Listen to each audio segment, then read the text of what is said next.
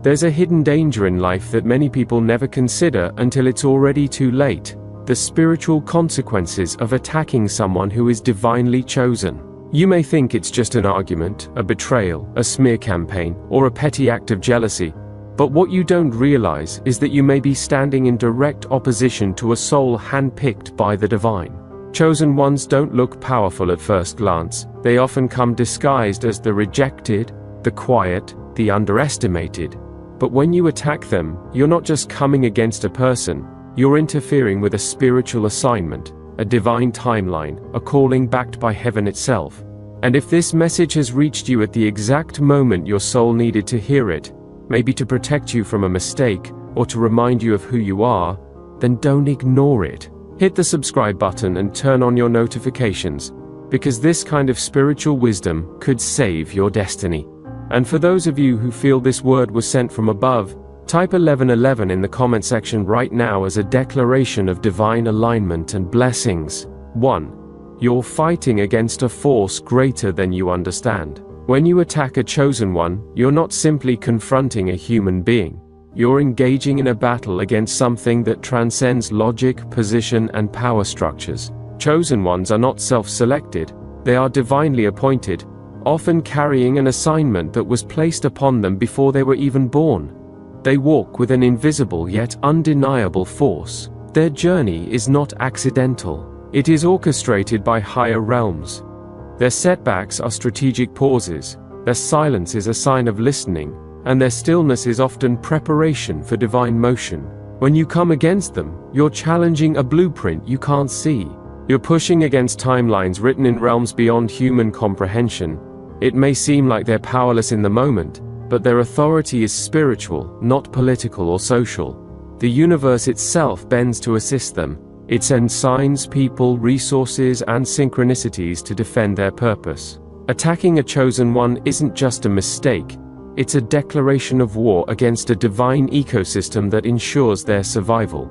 And here's the painful truth: no one has ever won that war. Some tried with manipulation, others with slander, betrayal, or sabotage. But eventually, they all bowed to a higher force that protects the sacred. You don't lose because the chosen one fights back. You lose because heaven itself enforces the consequences. You lose because your fight is rooted in ego, while theirs is rooted in divine mission. And divine missions do not fail. They are fulfilled, no matter who opposes them. 2. Divine protection is real, and it fights back. Chosen ones often appear vulnerable, exposed, even isolated. But what surrounds them isn't visible to the naked eye. It's divine protection in its purest form. Whether you call it angels, spirit guides, ancestors, or the hand of God, this force doesn't just shield them from harm. It actively deflects it, absorbs it, and sends it back with multiplied intensity. You may throw hate, curses, or betrayal at them, thinking you're safe behind the veil of secrecy or silence. But in the spiritual realm, energy is never lost. It is recorded, stored, and rerouted. That's why so many people who try to sabotage chosen ones end up sabotaging themselves. Relationships begin to unravel, finances begin to bleed, peace becomes elusive. Not because the chosen one retaliated, but because spiritual law handled it. Divine protection is not passive, it is reactive. It doesn't just guard chosen ones from harm, it ensures that harm returns to the originator with divine precision. You cannot violate the sacred and walk away untouched. It's not just bad luck, it's spiritual consequence. And what's worse, the chosen one doesn't even have to pray for your downfall. Their assignment comes with an auto-defense system. Harm them, and it activates. Attack them, and heaven notices. What you intended as a weapon becomes your own wound. You may never trace the source of your misfortune to your actions, but rest assured, the universe has a memory, and it always repays spiritual debts, with interest, in divine timing. 3. You interrupt a sacred assignment. Every chosen one is born with a soul contract, a divine agreement that tasks them with carrying out a unique purpose in this lifetime. That assignment may look like healing generations of trauma, elevating consciousness in their communities, leading others through suffering, or birthing transformative change in systems long held in darkness. These missions are not hobbies or side projects. They are sacred. written into the very core of the chosen one's spirit. And when you attack such a person, whether through lies, sabotage, manipulation, or violence, you're not just being malicious, you're interfering with the timeline of divine purpose. You're positioning yourself as a spiritual obstacle. And here's what you must understand. The universe is allergic to imbalance. Any force, person, or event that threatens sacred balance must eventually be corrected. It's not personal, it's spiritual mechanics. The vibration of your attack introduces chaos into a path that was designed to bring light, healing, or truth. That chaos has a cost. Whether you know it or not, life begins to push back against you. Things that once flowed easily now dry up. Relationships filled with joy begin to rot. Dreams lose momentum. Because when you tamper with a divine assignment, the entire energetic field around you shifts, and not in your favor. Interfering with a chosen one's path is like stepping in front of a moving train and expecting to stop it. You won't. Instead, you'll be hit by the full weight of what you tried to delay. And it won't just hurt, it will haunt. 4. You reveal your own spiritual weakness. Attacking a chosen one is never really about them. It's about you, your fears, your insecurities, your unhealed wounds, and your inability to stand in the presence of authentic light. Chosen ones carry an energy that exposes what's hidden in others. Their truth shines like a spotlight on deception. Their confidence stings the egos of the insecure. Their purity disrupts the schemes of the manipulative. So when you feel compelled to harm them, mock them, or undermine them, it's often a reflection of your own internal lack. You're not fighting them, you're reacting to what they awaken in you. Their mere presence becomes unbearable, not because they've wronged you, but because they force you to confront the parts of yourself you've been running from. Instead of using that discomfort as an invitation to grow, you use it as fuel to attack. But what you don't realize is this: in trying to destroy them, you're publicly confessing your weakness. Every insult becomes evidence of your envy. Every act of betrayal announces your spiritual immaturity. Every plot exposes your inner poverty. And while you may succeed in fooling others temporarily, the spiritual world takes notice. You become energetically marked, not as a villain, but as someone deeply misaligned. Attacking a chosen one is not just an offense, it's a revelation. It says more about your soul than their flaws. And unfortunately, what you reveal can never be hidden again. The light has exposed you, and exposure is the beginning of spiritual accountability. 5. You unknowingly delay your own blessings. Life is deeply interconnected. What you send out into the universe never returns empty. Every thought, every action, every intention carries a vibration. And when you choose to harm someone aligned with the divine, someone walking in spiritual purpose, you don't just injure them, you sabotage yourself. Many people unknowingly curse their own lives by interfering with those who were placed here to bring light. You might notice sudden stagnation after attacking a chosen one. Job opportunities vanish, relationships lose their spark, health begins to decline, peace becomes scarce. These aren't coincidences, they're consequences. You've created a spiritual blockage, not because you were punished, but because your energy became misaligned with divine flow. Blessings operate on a frequency of love, integrity, and spiritual order. When you violate that order by harming the divinely assigned, you shift yourself out of alignment. You contaminate your own soil. The harvest you were meant to receive withers at the root. And often, by the time people realize this, it's too late. They've already delayed years of favor, forfeited destiny partnerships, or missed divine appointments, all because they couldn't handle the presence of someone carrying divine light.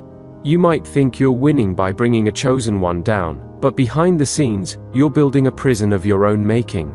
Every insult becomes a spiritual brick. Every betrayal, a locked door. And eventually, you'll look around and realize, you've built the very walls that now keep your blessings out. 6. Their pain activates their power.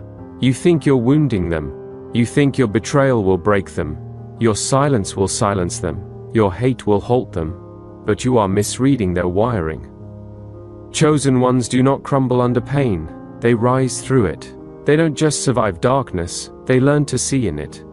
Pain doesn't make them bitter, It makes them wiser, sharper, and spiritually fortified. What you intended to destroy them becomes the very pressure that births a deeper version of themselves. Rejection forces them inward, toward reflection, healing, and eventually mastery. Betrayal forces them to detach from superficial connections and build unshakable intimacy with the divine. Suffering becomes sacred, not because they enjoy it, but because they understand its purpose. It strips away the inessential. It reveals their true strength. It humbles their ego and awakens their soul. When you attack a chosen one, you may succeed in hurting them temporarily, but pain does not end them, it transforms them. It refines their discernment, it expands their reach, it sharpens their calling. Before your attack, they were powerful. After your attack, they become unstoppable. That's the irony. Your efforts to bring them down only ensured they rise higher. What was meant to be their grave becomes their garden. And when they rise, the very power you tried to extinguish becomes the force that shifts atmospheres, changes lives, and exposes you in the process. Their comeback isn't just personal, it's prophetic. 7. You may reap what you didn't sow. Collateral karma. Spiritual law does not need your belief to function. It operates with perfect precision, regardless of your awareness. When you send negative energy to a chosen one, it does not evaporate, it circulates, it seeks resolution. And if that energy cannot fulfill its purpose in destroying them, it returns to its origin, you. This is the law of return. But what's more frightening is the concept of collateral karma, the idea that the consequences of your actions don't always show up where you expect. You may harm a chosen one today and find your child suffering tomorrow. You may plant betrayal and reap it in your career. You may scatter curses and see your own relationships disintegrate. Not because God is cruel, but because energy is cyclical. The universe is a mirror, and it reflects what you send. Some people suffer and can't explain why. They forget seeds they planted in the past, seeds of envy, sabotage, malice. But the field never forgets. Harvest always comes. And it often shows up in moments that seem completely disconnected. That's why people say, I didn't deserve this. But the truth is, karma collects from every corner, especially when the person you targeted is spiritually protected. Your harm may have missed them, but it didn't disappear. It stored, it matured, and now it's returning, not just to balance the scale, but to teach you a sacred truth. What you do unto others, especially the divinely aligned, will always echo back louder. 8.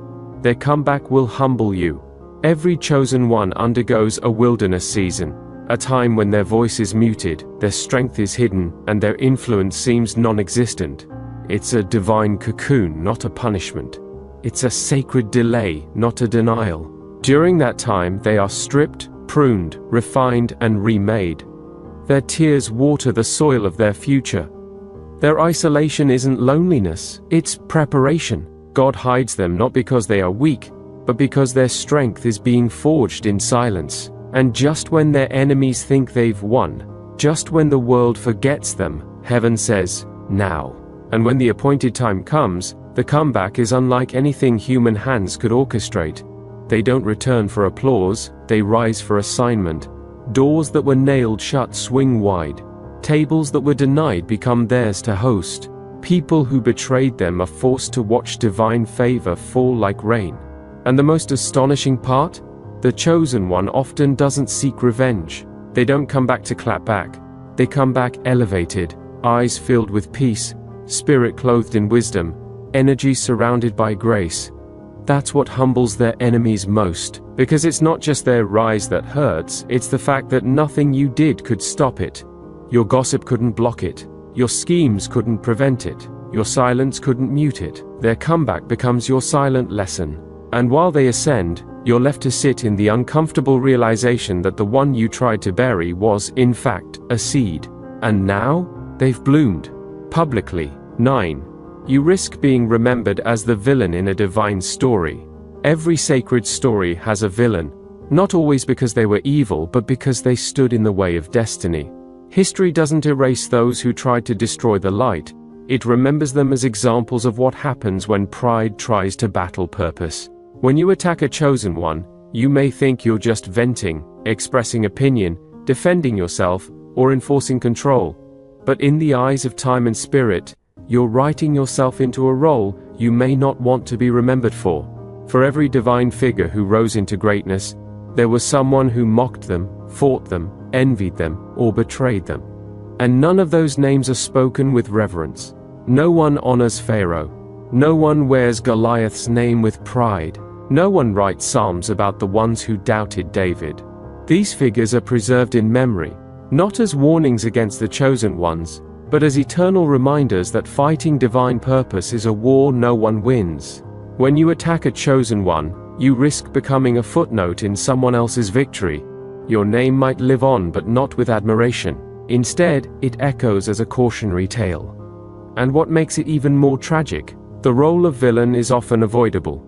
You were given the chance to witness greatness, support purpose, even grow beside someone spiritually chosen. But ego, jealousy, fear, or control turned you into an antagonist, and once history records that choice, spiritually or otherwise, it becomes nearly impossible to rewrite. Choose your legacy wisely. You may be remembered forever, but not in the way you hoped. The next time you're tempted to slander, sabotage, or strike someone whose spirit irritates your demons, take a breath. Ask yourself, what if I'm coming against someone God sent? Because if they are indeed chosen, the damage won't stay with them. It will echo into your own life in ways you never expected. Be wise, walk with reverence, honor what you do not understand. The cost of attacking a chosen one isn't just spiritual, it might be the beginning of your own downfall. This is the Chosen Seer channel. Like the video, share it with a friend, and subscribe for more videos like this one. Thank you for watching.